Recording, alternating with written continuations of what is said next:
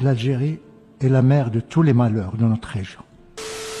J'aurais tant voulu, chers collègues, que les moments qui traversent le Maroc, le deuil de ces familles, les décès, les milliers de morts, les milliers de blessés, les destructions, vous aurez incité à garder le silence, à respecter le moment et, comme vous le dites, à être solidaire. On ne peut pas verser des larmes de crocodile et en même temps attaquer un pays qui vit toujours dans un drame. Vous manifestez votre solidarité, votre soutien, mais en même temps, vous injectez votre venin. Vous insultez les morts. Vous insultez les Marocains. Ça fait 50 ans que vous nous rabâchez ces choses-là. Ça fait 50 ans que vous dites que vous n'êtes qu'une partie neutre, qui n'est pas partie prenante. Ça fait 50 ans que vous prétendez défendre un principe. Mais qui êtes-vous, l'Algérie? Qui êtes-vous, monsieur le président, monsieur l'ambassadeur, si vous n'êtes pas partie prenante? L'Algérie, pourquoi a-t-elle pris la parole? Parce qu'elle est neutre? Parce qu'elle n'est pas partie prenante? Parce que juste elle défend un principe? Parce qu'elle défend le référendum? Mais vous commettez énormément de distorsions historiques. Vous faites preuve d'ignorance de ce qu'a fait les Nations Unies.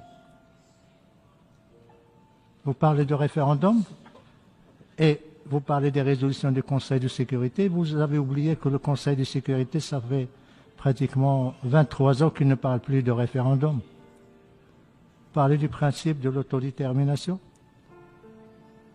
Mais vous êtes comme un avocat commis d'office qui prétend défendre le droit et le principe, et en même temps, il le viole. Si le principe de l'autodétermination est si cher à votre cœur, si cher à votre esprit, si lié à votre histoire, à votre ADN, pourquoi vous ne l'appliquez pas chez vous? Il y a un peuple qui existait avant l'État algérien, qui revendique son droit à l'autodétermination depuis des décennies, le peuple kabyle. Vous lui refusez ce que vous voulez offrir à des populations qui revendiquent leur marocanité. Et vous voulez paraître comme une partie qui n'a pas d'intérêt direct, mais vous êtes concerné, vous êtes responsable. Si le problème du Sahara continue 50 ans après, c'est à cause de vous. Et vous continuez toujours à prétendre que vous n'êtes rien, vous n'êtes pas responsable, vous n'avez rien à faire. C'est les Nations Unies. Mais les Nations Unies vous disent, venez aux tables rondes. Pourquoi vous ne venez pas? Les Nations Unies adoptent des résolutions, vous les rejetez. Voilà l'Algérie. L'Algérie qui présente ses condoléances et qui exprime sa solidarité. Mais en même temps, c'est l'Algérie qui veut saper l'unité du Maroc. C'est l'Algérie qui, depuis 50 ans, ne fait que armer, financer, diriger un mouvement séparatiste, groupe armé, qui a en plus des connexions avec le terrorisme international.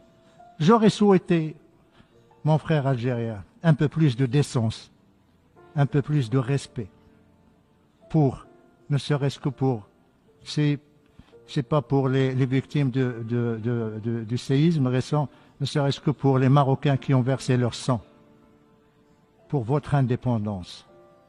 Mais vous avez la mémoire courte, nous le comprenons parce que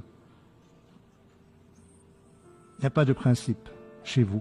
Il n'y a ni le principe de bon voisinage, ni le principe du respect, ni le principe du règlement pacifique des différends, ni le principe, ou plutôt le courage d'assumer vos actes, d'assumer votre politique, d'assumer votre agenda destructeur, déstabilisateur de la région.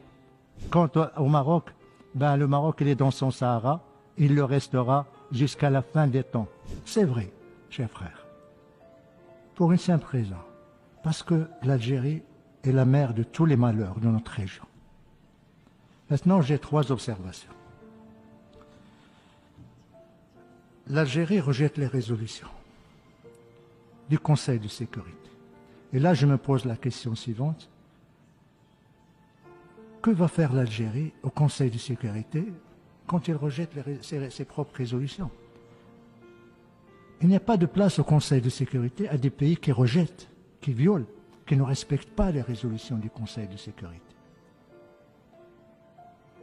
Nous attendons l'attitude de l'Algérie lorsqu'il aura accédé au Conseil. Deuxième